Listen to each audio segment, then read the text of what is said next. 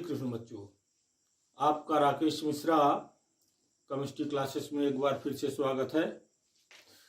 आज चलो तुमका 5 का केमिस्ट्री के 2 अध्याय बिलियन से कुछ महत्वपूर्ण प्रश्न ले थे एक थे दूठे। हालांकि 2 अध्याय बहुत इंपॉर्टेंट हाई स्कोरिंग या अध्याय है। ऐसे 5-7 नंबर 8 नंबर के क्वेश्चन आवत था। अब बढ़िया प्रश्न हम थोड़ा सा समझे परत हुए लेकिन बन जाए ही एक बार ध्यान दे बेटा।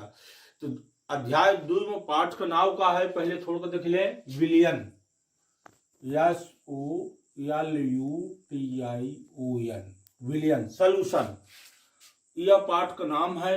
ये पाठ से मुख्य चीज का है, पहले यह अपने का कंक्लूड कर ले का है कि का हमका पढ़ाई का है इसे, क्योंकि हम इन पाठ से जल्दी है परीक्षा तो हर 5 के, चूंकि 15 जून का है। ऐसे 2 से प्रश्न ले, 2 टॉपिक अगर बन जाएगी तो और सब टॉपिक बन जाएगी। अगर एक बार पढ़े है पहले से तो और सब टॉपिक सरल हमारा 2 हम इम्पोर्टेंट टॉपिक इसलिए है। का एम पढ़ाई का है, ध्यान दे। तो पहली हेडिंग पढ़ाई का है अपने का विलियन और इसके प्रकार, इंपॉर्टेंट है, यह ध्यान हुई। अब चूंकि हम रिपीट न करब, विलियन का 2 आधार पर डिवाइड किया है अपने केमिस्ट्री में। एक भौतिक अवस्था के आधार पर, on the basis of physical state, भौतिक अवस्था के आधार पर विलियन 9 प्रकार के होता। और on the basis of physical state विलियन कितने प्रकार के होते हैं? 9 प्रकार के। और दूसरा है सांद्रता के आधार पर, on the basis of concentration, सांद्रता के आधार पर विलियन 5 प्रकार के होते हैं। यह लगभग 2 से 5 से सबसे बनत हुई। 9 प्रकार का ऐसा 1 मिनट में निकालत बन जाता है। अगर आइडिया हो दी एक प्रश्न बनत है, आवाज सकत है प्रश्न, चूंकि ऐसे 4 नंबर के बड़ा प्रश्न आवत है कि विलियन किसे कहते हैं, सांद्रता के आधार पर इसके प्रकार बताइए, अथवा विलियन किसे कहते हैं, भौतिक अवस्था के आधार पर इसके प्रकार बताइए। बहुत सरल है, चूंकि एक हम रिपीट करे लगा जो मुख्य प्रश्न हम आज पढ़ावे चाहिए वह अधूरा रह जाई। जैसे या भौतिक अवस्था के आधार पर हम 5 क्वेश्चन करी थे, एक कई लिख दे विलेय, एक कई लिख दे विलायक, और फिर एका क्रॉस करत जावे तो 9 प्रकार अपने आप आ जाई कैसन, जिसे विलेय ठोस है, अब विलायक ठोस है, ठोस में ठोस, एक विलियन का प्रकार। दूसरा क्या कर देंगे, इधर ठोस, एक कई का कह दे द्रव, फिर तीसरा एक कई ठोस, एक कई का कह दे गैस, अब एक कई चौथा का ले द्रव, एक कई ठोस, फिर 5वां नंबर द्रव, 6वां नंबर द्रव गैस, 7वां नंबर गैस ठोस, 8वां नंबर गैस द्रव, 9वां नंबर गैस। कितना सरल है। अगर थोड़ा टिक मालूम हुई या एक प्रश्न है हम कंप्लीट कर दिन 1 मिनट के अंदर कि विलियन किसे कहते हैं, भौतिक अवस्था के आधार पर विलियन के प्रकार। विलियन की परिभाषा सबसे बनता ही हुई, कौनो हुआ नहीं है, साल भर पढ़ चुके हैं कि 2 या 2 से अधिक पदार्थों के समांगी मिश्रण को विलियन कहते हैं। माने 2 पदार्थों को आपस में इस तरह से मिला दिया जाए कि उन्हें अलग अलग पहचानना संभव न हो, माइक्रोस्कोप से भी उन्हें अलग से पहचाना ना जा सके, वे पूरी तरह घुल करके एक रस हो जाए। इसके लिए हिंदी में एक शब्द आता है एक रस। एक रस माने 2 पदार्थ आपस में इस तरह से मिल जाए कि उन्हें किसी भी तकनीक से अलग पहचानना या आंखों से अथवा माइक्रोस्कोप से अलग से देखना संभव ना हो। ऐसे विलियन को ही हम, ऐसे ही मिश्रण को हम विलियन या वास्तविक विलियन कहते हैं। तो परिभाषा हम क्या लिखेंगे, 2 या 2 से अधिक पदार्थों के समांगी मिश्रण को विलियन कहते हैं। अब विलियन के प्रकार, तो भौतिक अवस्था के आधार पर विलियन 9 प्रकार के। कैसे 9 प्रकार के, अभी हम 1 मिनट में बता दिए। अब सांद्रता के आधार पर, on the basis of concentration, सबको मालूम है, तनु विलियन, सांद्र विलियन, असंतृप्त विलियन। थोड़ा सा हम रफ टाइप में जल्दी लिख रहे हैं क्योंकि पढ़ाना हमको एक प्रश्न है, इंपॉर्टेंट प्रश्न। तानु सांद्र, असंतृप्त, संतृप्त, और उसके बाद अतिसंतृप्त। अतिसंतृप्त यह 5 प्रकार काहे के आधार पर होते, सांद्रता के आधार पर। तनु एक एक लाइन डिटेल करेगा है। तनु विलयन माने जौने में विलय की मात्रा बहुत कम हो, सांद्र माने जौने में विलय की मात्रा ज्यादा हो, असंतृप्त माने कौनो जब विलयन में विलय इतना घुला हो कि वही ताप पर और विलय कुछ घोले की गुंजाइश हो, माने संतृप्त से कम हो, तब असंतृप्त है। संतृप्त क्या है कि जब किसी निश्चित ताप पर किसी विलयन में विलय की इतनी मात्रा घोल दी जाए कि उसमें उसी ताप पर और अधिक विलय न घोला जा सके। माने कौनो विलायक में विलय विलायक का ही समझ में आवत हो, क्योंकि बरहमी पढ़ते हैं, पढ़ चुके हैं, जे परीक्षा दे वाले हैं उन हिसाब से थोड़ा सा फास्ट का बताइला है कि विलयन के 2 घटक होता, एक ठे बने कहीं से विलय, एक ठे विलायक। विलय माने जेकर मात्रा विलयन में कम हो, और विलायक माने जेकर मात्रा विलयन में ज्यादा हो। किसी भी विलयन का वह घटक जिसकी मात्रा दूसरे घटक से कम होती है अथवा जो दूसरे घटक में घुल जाता है उसे विलय कहते हैं, तथा किसी भी विलयन का वह घटक जिसकी मात्रा दूसरे घटक से ज्यादा होती है तथा जो दूसरे घटक को अपने में घोल लेता है उसे विलायक कहते हैं। तो विलय विलायक कन्फर्म कर दीहन, भौतिक अवस्था के आधार पर विलयन का प्रकार कन्फर्म कर दीहन, सांद्रता के आधार पर विलयन का प्रकार कन्फर्म होगा कि जब किसी विलयन में किसी निश्चित ताप पर विलय की इतनी मात्रा घुली हो या घोल दी जाए कि उसी ताप पर उसमें और अधिक विलय घोलना संभव ना हो, तो ऐसे विलयन को संतृप्त विलयन। अतिसंतृप्त क्या है, ओवर सैचुरेटेड, ये dilute solution, concentrated solution, unsaturated solution, saturated solution और ओवर सैचुरेटेड सॉल्यूशन।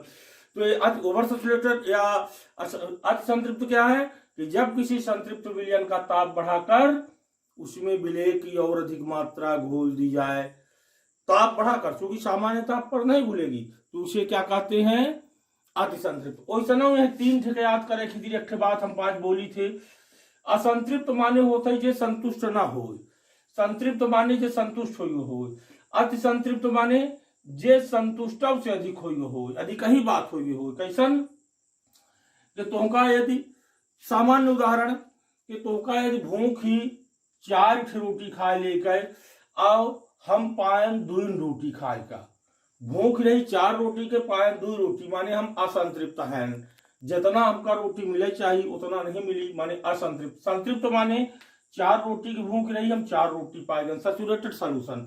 अतिसंतृप्त माने भूख रही 4 रोटी के पर थोड़ा सा रोटी कायदे के मिल गए, सब्जी कायदे के मिल गए, सलाद चटनी मिल गया, तो हम 4 की जगह 2 रोटी और एक्स्ट्रा दबा दी हैं, 6 रोटी। तो ये 6 रोटी का हो गए अतिसंतृप्त, 4 रोटी का हो गए संतृप्त और 2 रोटी का हो गए असंतृप्त। सरल बात ही एक बताई, कैसे नहीं चला है कि तुमका एक बेर के सुने कन्फर्म हो जाए, जे क्यों ना सुने हो कि विलयन किसे कहते हैं, विलयन के प्रकार, विलय क्या है, विलायक क्या है, भौतिक अवस्था के आधार पर, सांद्रता के आधार पर। एक एक बाद दूसरा चीज जो जरूरी है अपने पढ़े पर है,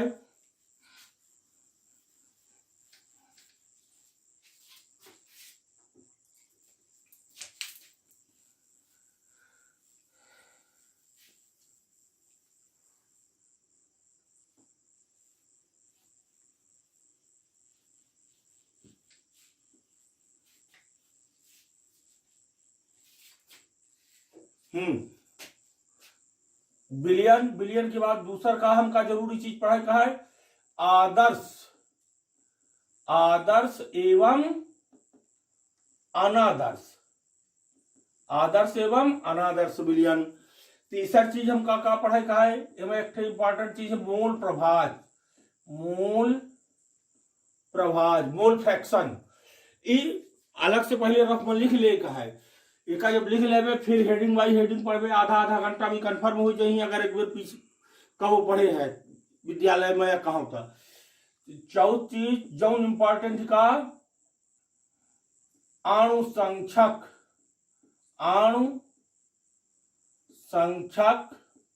गुण धर्म, अणुसंख्यक गुण धर्म। यही में हम 5 का पढ़ब अणुसंख्यक गुण धर्म, पहल पढ़ब 4 अणुसंख्यक गुण धर्म होता। पहल का वाष्प दाब में आपेक्षिक अवनमन, वाष्प दाब में अपेक्षिक अवनमन।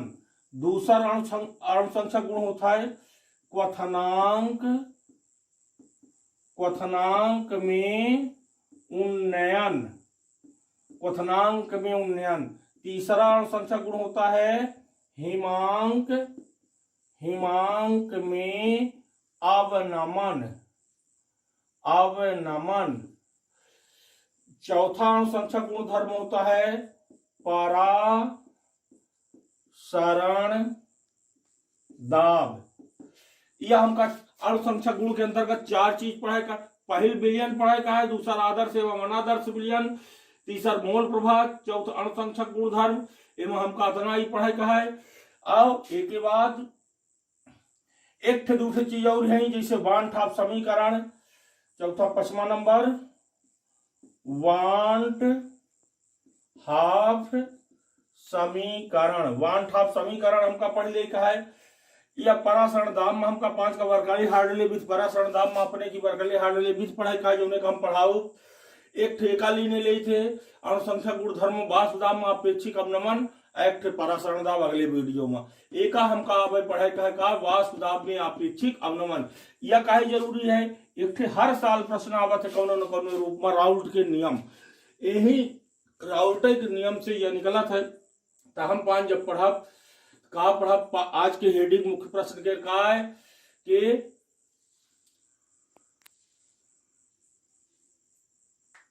राउल्ट का नियम एवं वाष्प दाब में अपेक्षिक अवनमन समझाइए, या तथा वाष्प दाब में अपेक्षिक अवनमन की सहायता से अवाष्पशील विलेय के आणविक द्रव्यमान की गणना कीजिए।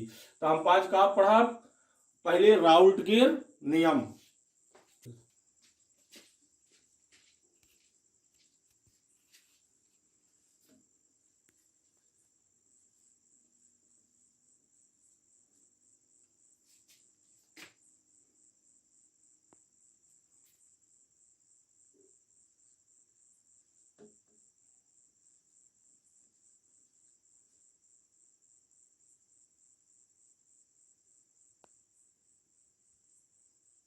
हाँ, तो आज की हेडिंग हम लोग क्या पढ़ रहे हैं, राउल्ट का नियम एवं वाष्प दाब में अपेक्षिक अवनमन।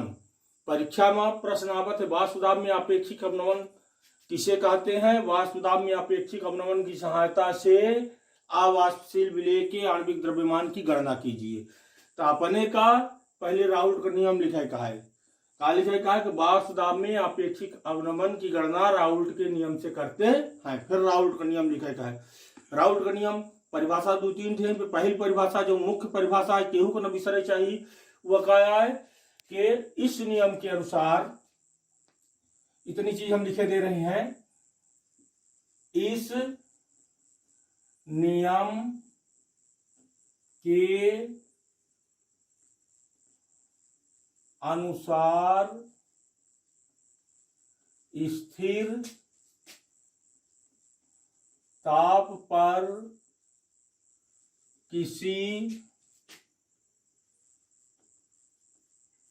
अवाष्पशील विलेय इस नियम के अनुसार स्थिर ताप पर किसी अवाष्पशील विलेय से युक्त विलयन स्थिर ताप इस नियम के अनुसार स्थिर ताप पर किसी अवाष्पशील विलेय से युक्त विलयन के ऊपर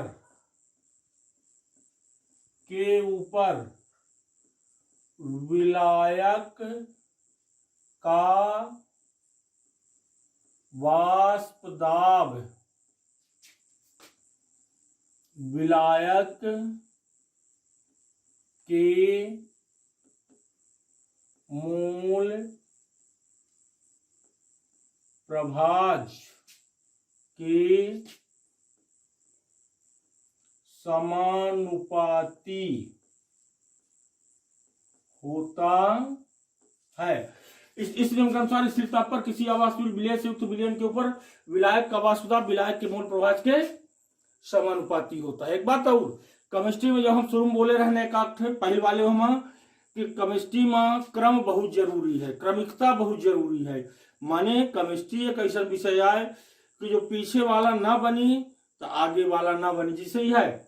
अब जैसे मोल प्रभाज नहीं बनला, जैसे वाष्प दाब ना बनी, उसे ही परिभाषा याद हुई में कठिनाई हुई। कस की परिभाषा याद करबे, ऐसे केमिस्ट्री क्रम से ढंग से पढ़ाई चाहिए, तब समझ में आवत थी। जब एक बेर बने लाग तो फिर सगली बने लागत थी। केमिस्ट्री में विशेषता होती कि न बनी तो बिल्कुल न बनी, और जो बनब शुरू हो जाई तो फिर एक तरफ से सगली बने लागी। हाँ, एक क्रमिकता अपने का रखे परत है कि बीच के लाइन डिस्टर्ब ना हो, चैन न टूटे। चैन टूट जाई तो आगे वाली बात समझ में नहीं। अब देखा जैसा या हम परिभाषा लिखब एक बार लिखब का, क्योंकि हम पूरा बात एम नहीं लिखी लगाए, पढ़े हैं एक बार सबके जानते हैं का कि माना कोई दो अंगी विलयन है जिसमें ए विलायक और बी विलेय है। इस पाठ में हम विलायक को काहे से डिनोट करते हैं, कैपिटल ए से, और विलेय को कैपिटल बी से। सबको मालूम है, पढ़ चुके हो। तो चूंकि हम सिंबल सीधे लिखा कि विलायक का वाष्प दाब क्या होता है, किससे डिनोट करते हैं, पीए से। अर्थात यहां क्या लिखेंगे, अर्थात पीए समानुपाते यक्षे। अब जो हम कहे मोल प्रभाज के काहे से डिनोट करी थे, यक्ष से। अब काहे के मोल प्रभाज आए, विलायक के, तो विलायक काहे से डिनोट करी थे, ए से। ए माने का होता है, याद रखे, विलायक, और बी माने विलेय, बी माने विलेय।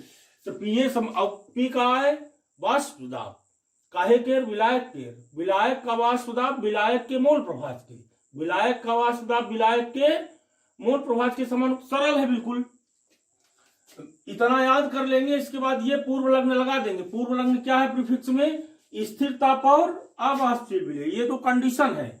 ये कंडीशन हम बाद में याद करेंगे, पहले क्या याद करेंगे, मुख्य रूल कि विलायक का वाष्प दाब विलायक के मोल प्रभाज के समानुपाती होता है। इस नियम के अनुसार स्थिर ताप पर किसी अवाष्पशील विलेय से युक्त विलेय के ऊपर विलायक का वाष्प दाब विलायक के मोल प्रभाज के समानुपात, माने पीए समानुपात है यक्षय, या इसी को सिंपल करेंगे तो पीए बराबर एक कांस्टेंट आ जाएगा के एक्स ए, पीए बराबर के एक्स ए। इसको हम इक्वेशन नंबर, समीकरण नंबर 1 कर देंगे। आपका एक प्रयोग द्वारा बात सिद्धि का कि शुद्ध विलायक खातिर, प्रयोग द्वारा सिद्ध हम लिखेंगे क्योंकि प्रयोगों द्वारा सिद्ध है।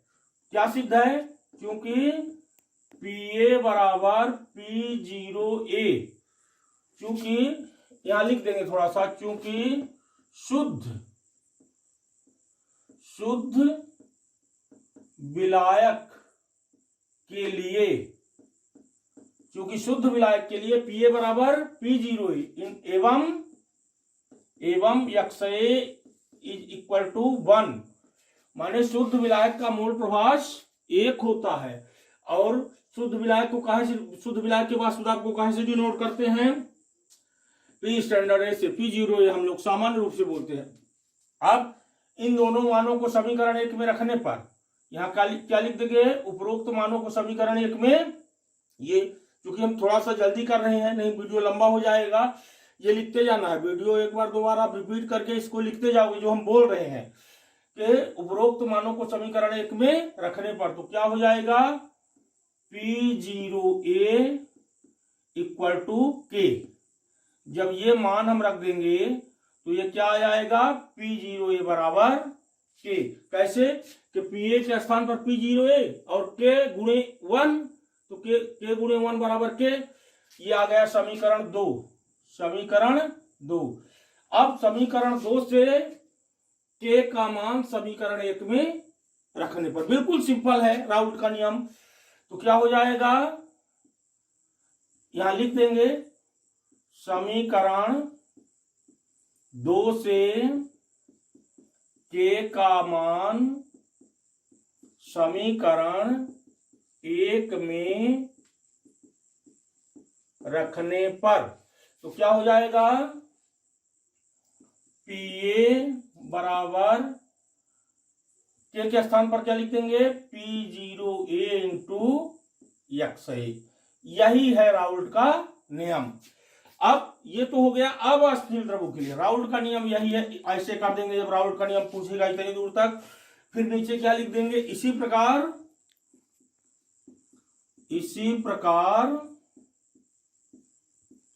वाष्पशील इसी प्रकार वाष्पशील द्रवों के लिए, वाष्पशील द्रव माने ऐसा जिसमें विलेय भी वाष्पशील हो, क्या हो जाएगा, Pb is equal to P0B into XB।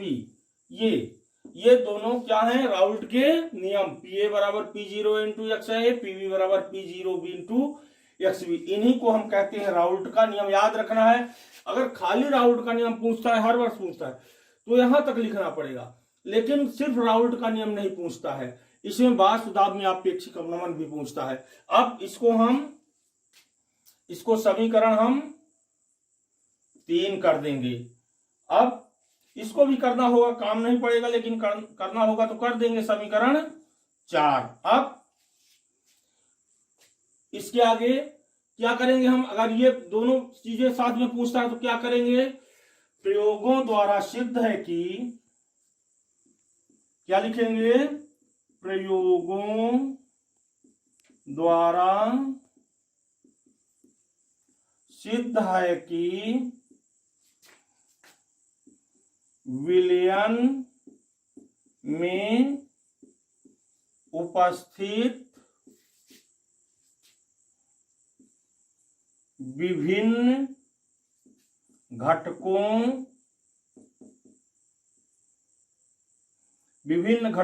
के मूल प्रभाज, विभिन्न घटकों के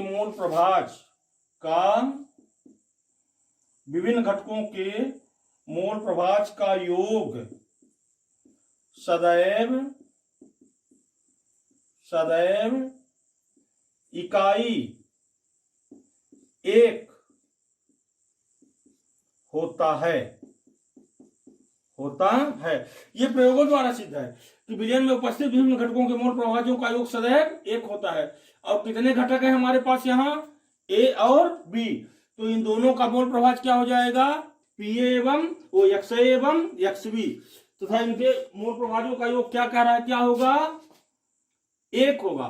तो इसी को हम कैसे, इसी में अर्थात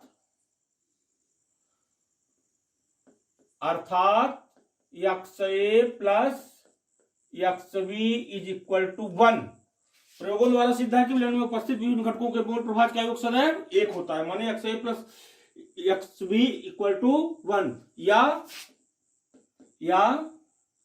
XA बराबर 1 माइनस XB। इसको हम समीकरण कर देंगे,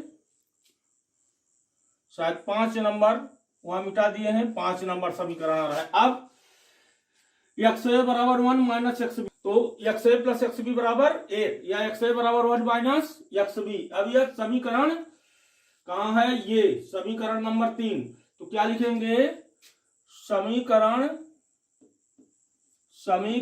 5 से XA का मान समीकरण 3 में रखने पर, तो क्या हो जाएगा, समीकरण 3 ये है, PA is equal to P0A। अब यहां XA के स्थान पर क्या रख देंगे, 1 माइनस XB, 1 माइनस XB।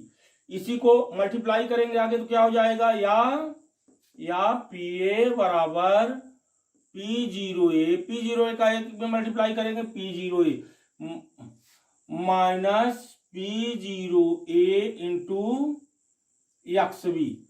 अब इसी को हम और सरल करेंगे तो क्या हो जाएगा, या P0A इंटू XB बराबर P0A माइनस PA। इसको उठा के हम इधर लेके चले आए, या XB बराबर P0A माइनस PA बटे P0A। ये है वाष्प दाब में अपेक्षिक अवनमन। देखिए यहां राउल्ट के नियम की 60 में एक बार बता रहे हैं, 3 परिभाषाएं निकल गई। पहली परिभाषा ऊपर से स्थिर ताप पर किसी आवासशील विलय से युक्त विलयन के ऊपर विलायक का वास्तव विलायक के मूल प्रभाज के समानुपाती होता है। पहली परिभाषा इस समीकरण से, दूसरी परिभाषा यहां से निकल रही इन दोनों समीकरणों से, क्या कि किसी विलयन में उपस्थित उसके विभिन्न घटकों के आंशिक वाष्प दाबों का मान उसकी शुद्ध अवस्था के विभिन्न घटकों के वाष्प दाब के तथा मोल प्रभाज के गुणनफल के बराबर होता है। बिल्कुल सरल है, अपने से बना के परिभाषा निकल रही है। तीसरा क्या निकल आया कि राउल्ट के नियम के अनुसार विलय का वाष्प दाब, विलय का मोल प्रभाज वाष्प दाब में आपेक्षिक अवनमन के बराबर होता है। कितना सरल है, ये तीसरी परिभाषा निकल गई इस समीकरण से। अपने को याद ये वाली रखनी है, लेकिन ये भी समझना चाहिए सबको कि ये दूसरी परिभाषा क्या है, ये तीसरी परिभाषा क्या है। यहां नीचे थोक हमका लिखे परी हमका 5 के जब यह निकाल दे का के जहां P0A माइनस PA बराबर वाष्प दाब में अवनमन, वाष्प दाब में अवनमन तथा P0A माइनस PA बटे P0A बराबर वाष्प दाब में आपेक्षिक, वाष्प दाब में आपेक्षिक अवनमन। ये याद रखना है, विकल्प में भी कभी पूछता है कि ये क्या है, वाष्प दाब में अवनमन है कि वाष्प दाब में आपेक्षिक अवनमन। तो ये वाष्प दाब में आपेक्षिक अवनमन है। वैसे भी पूछता है घुमा के कि अणुसंख्यक गुणधर्म क्या है, तो और दो लिखे रहेंगे, दो लिख देगा क्या, एक लिख देगा वाष्प दाब में अवनमन, एक लिख देगा वाष्प दाब में आपेक्षिक अवनमन। तो वाष्प दाब में अवनमन अणुसंख्यक गुण नहीं है, क्या है, वाष्प दाब में आपेक्षिक अवनमन अणुसंख्यक गुणधर्म है। यह लगभग हम शॉर्ट में लेकिन बहुत अच्छे से समझा दी। इन्होंने कहा राउल्ट के नियम अब वाष्प दाब में आपेक्षिक अवनमन एकाएक बेर रिपीट करबे बने लागी, क्योंकि वीडियो ज्यादा लंबा हमारा हो रहा है, इसे का हम खत्म कर लिया। एक बेर का प्रैक्टिस करा, 2 बेर 3 बेर रिपीट कर लीजिए वीडियो का, यह बन जाइए। एक के बाद अगले वीडियो में हम खर्च से डाली रहे फिर का वाष्प दाब मापने की वर्कले हार्डले विधि जो हर साल आता है, और साथ में वाष्प दाब में अपेक्षिक अवनमन की सहायता से आवासशील विलय के आणविक द्रव्यमान की गणना करना। ठीक है, का पहले कंफर्म करा, एक के बाद अगला वीडियो हम जल्दी डाली थे। धन्यवाद।